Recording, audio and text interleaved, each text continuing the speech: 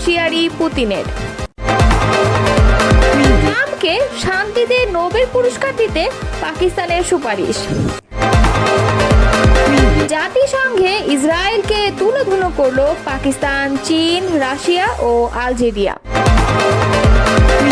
ফেব্রুয়ারিতে নির্বাচন ধরে ঘর গোছাচ্ছে বিএনপি। এতক্ষণ শুনছিলেন সংবাদ শিরোনাম, এবারে বিস্তারিত।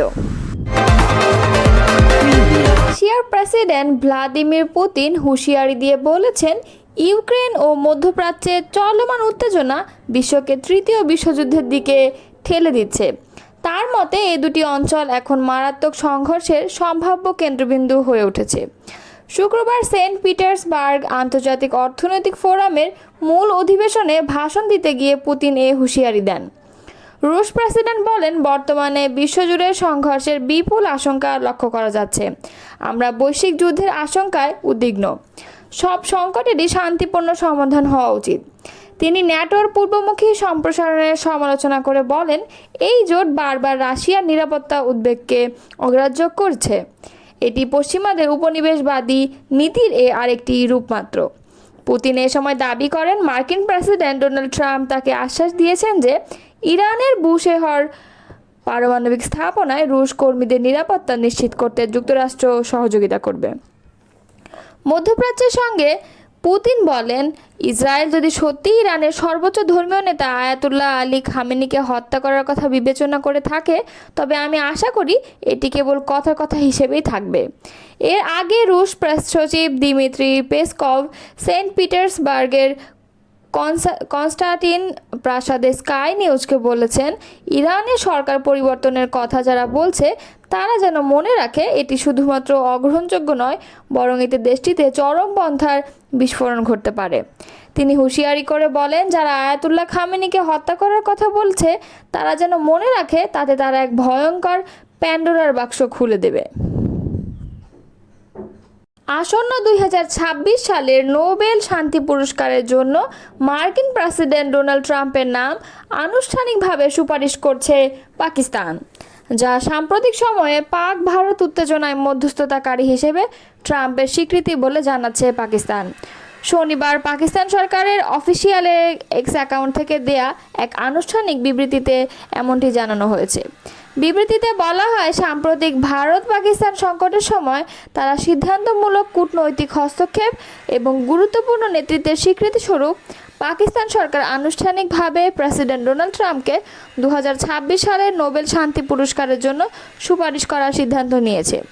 বিবৃতিতে আরও বলা হয়, প্রেসিডেন্ট ট্রাম্পের সিদ্ধান্তমূলক কূটনৈতিক সম্পৃক্ততা এবং গুরুত্বপূর্ণ নেতৃত্ব দুটি পারমাণবিক অস্ত্রধারী দেশের মধ্যে অত্যন্ত অস্থিতিশীল পরিস্থিতি হিসেবেও বর্ণিত উত্তেজনা হ্রাস করতে সাহায্য করেছে।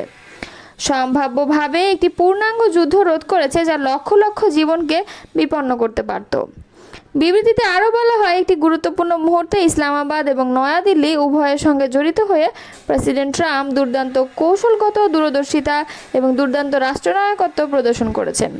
তার প্রচেষ্টায় যুদ্ধবিরতি কার্যকর হয়, যা একটি বিপর্যয়কর সংঘাত এড়ায়। ভারত পাকিস্তানের যুদ্ধরত পরিস্থিতির শান্তিপূর্ণ সমাধান দেওয়ার ক্ষেত্রে অগ্রণী ভূমিকা রাখায় ট্রাম্পের প্রশংসা করে ইসলামাবাদ বিবৃতিতে জানায়। এই হস্তক্ষেপ একজন প্রকৃত শান্তিপ্রিয় হিসেবে প্রেসিডেন্ট ট্রাম্পের ভূমিকা এবং সংলাপের মাধ্যমে সংঘাত সমাধানের প্রতি তার অস্বীকারের প্রমাণ। দক্ষিণ এশিয়ায় টেকসই শান্তির প্রতি আন্তরিক অঙ্গীকার। এর আগে সম্প্রতি গণমাধ্যমের সঙ্গে আলাপচারিতায় নোবেল শান্তি পুরস্কার নিয়ে ট্রাম্প বলেন, পাকিস্তান ভারত যুদ্ধ বন্ধ করার জন্য আমাদের নোবেল পুরস্কার পাওয়া উচিত। আমরা এটি 4-5 বার পাওয়া উচিত ছিল, অথচ তারা এই পুরস্কার শুধুমাত্র উদারপন্থীদের দেয়, তারা আমাদেরকে এটি দেবে না। ট্রাম্পের এমন কথার কদিন পরই এবার নোবেল শান্তি পুরস্কারের জন্য ট্রাম্পের নাম আনুষ্ঠানিকভাবে প্রস্তাব করল পাকিস্তান। জাতিসংঘে ইসরায়েলকে কার্যত তুলোধুনো করেছে পাকিস্তান, চীন, রাশিয়া ও আলজেরিয়া। সংস্থাটির নিরাপত্তা পরিষদের এক জরুরি বৈঠকে ইরানের ওপর সামরিক আগ্রাসন নিয়ে ইসরায়েলের সমালোচনা করে দেশগুলো। এই 4টি দেশ হুঁশিয়ারি উচ্চারণ করে বলেছে, ইরানের ওপর এই হামলা পুরো অঞ্চলকে অস্থিতিশীল করে তুলতে পারে। শনিবার এই তথ্য জানিয়েছে সংবাদ মাধ্যম টিআরটি ওয়ার্ল্ড। সংবাদ মাধ্যমটি বলেছে, জাতিসংঘ নিরাপত্তা পরিষদের এক জরুরি বৈঠকে ইরানের উপর ইসরায়েলের সামরিক হামলার কঠোর সমালোচনা করেছে পাকিস্তান, চীন, রাশিয়া ও আলজেরিয়া। তারা সতর্ক করে বলেছে এই হামলা পুরো অঞ্চলকে অস্থিতিশীল করে তুলতে পারে এবং পারমাণবিক স্থাপনায় হামলার যে নজির তৈরি করা হয়েছে তা ভবিষ্যতের জন্য বিপজ্জনক। মূলত এই চারটি দেশের অনুরোধে জাতিসংঘ নিরাপত্তা পরিষদ এই বৈঠকে অনুষ্ঠিত করেছে। বৈঠকে রাশিয়ার রাষ্ট্রদূত ভ্যাসিলি নেবেনজিয়া বলেন, ইরানের শান্তিপূর্ণ বেসামরিক পারমাণবিক স্থাপনাগুলোকেও লক্ষ্যবস্তু বানানো হচ্ছে। এতে ভয়াবহ পারমাণবিক বিপর্যয়ের ঝুঁকি তৈরি হয়েছে। এমন স্থাপনায় হামলা চালানো যায় না। চীনের রাষ্ট্রদূত ফু কং বলেন, ইসরায়েলের এই হামলা আন্তর্জাতিক আইন ও আন্তর্জাতিক সম্পর্কের নিয়ম লঙ্ঘন করেছে। এটি ইরানের সার্বভৌমত্ব ও নিরাপত্তাকেও ক্ষুণ্ণ করেছে এবং গোটা অঞ্চলের শান্তি ও স্থিতিশীলতা বিপন্ন করছে। পাকিস্তানের রাষ্ট্রদূত অসীম ইফতিখার আহমদ বলেন, ইসরায়েলের প্রকাশ্য সামরিক আগ্রাসন ও হামলাগুলোকে আমরা নিঃসন্দেহে নিন্দা জানাচ্ছি।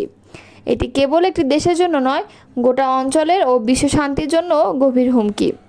আলজেরিয়ার রাষ্ট্রদূত আমার বেনজামা এই হামলাকে বলেন, বিনা উস্কানিতে ও অযৌক্তিকভাবে চালানো এই হামলা জাতিসংঘ সনদের প্রকাশ্য লঙ্ঘন। প্রসঙ্গত, ইসরায়েল গত 13 জুন থেকে ইরানের বিভিন্ন সামরিক ও পারমাণবিক স্থাপনায় বিমান হামলা চালিয়ে আসছে। এর পাল্টা জবাবে ইরানও ব্যালিস্টিক ক্ষেপণাস্ত্র হামলা চালিয়েছে ইসরায়েলের বিভিন্ন শহরে। এই পরিস্থিতি মধ্যপ্রাচ্যে একটি বড় যুদ্ধের আশঙ্কা তৈরি করেছে, যার প্রভাব সারা বিশ্বের উপরই পড়তে পারে। ফেব্রুয়ারিতে ত্রয়োদশ জাতীয় সংসদ নির্বাচন হবে এমনটা ধরেই মাঠে নেমেছে বিএনপি। নির্বাচনে নানা কর্মকাণ্ডের পাশাপাশি ঘর গোছাতেও ব্যস্ত সময় পার করছেন দলটির নেতারা। ভোটের তফসিল ঘোষণার আগেই তৃণমূলের যেসব কমিটি ইতোমধ্যেই মেয়াদোত্তীর্ণ হয়েছে সেখানে নতুন কমিটি দেওয়ার বিষয়ে মৌখিক নির্দেশনা দেওয়া হয়। ঢাকা ছাড়া 9 সাংগঠনিক বিভাগের দায়িত্বপ্রাপ্ত নেতারা এ নিয়ে মাঠে কাজ করছেন। দলটির সিদ্ধান্ত অনুযায়ী গণতান্ত্রিক উপায়ে কাউন্সিলের মাধ্যমে সারা দেশের ইউনিয়ন, পৌর, থানা, উপজেলা, মহানগর ও জেলা কমিটি করা হবে। তবে কমিটি গঠন নিয়ে অন্তর্বিরোধও নতুন করে সামনে আসছে। কয়েকটি উপজেলা কমিটি গঠন নিয়ে সংঘর্ষের ঘটনাও ঘটেছে। আবার কমিটি নিয়ে নানা বিতর্কের মুখে সেই কমিটি বাতিলের ঘটনা আছে। বিএনপি সূত্রে জানা গেছে এসব তথ্য।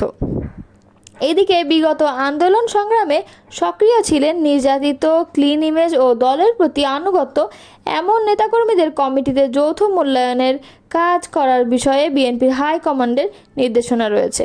তবে খোঁজ নিয়ে জানা গেছে বেশ কয়েকটি উপজেলা কমিটি গঠনে হাইকমান্ডের নির্দেশ মানা হয়নি। কাউন্সিল না করেও কমিটি দেওয়া হয়েছে। আবার আওয়ামী লীগের বিগত 15.5 বছরে যাদের দলের কর্মকাণ্ডে সক্রিয় দেখা যায়নি, হামলা মামলার শিকার হননি, তারাও কোনো কমিটিতে গুরুত্বপূর্ণ পদ পাচ্ছেন।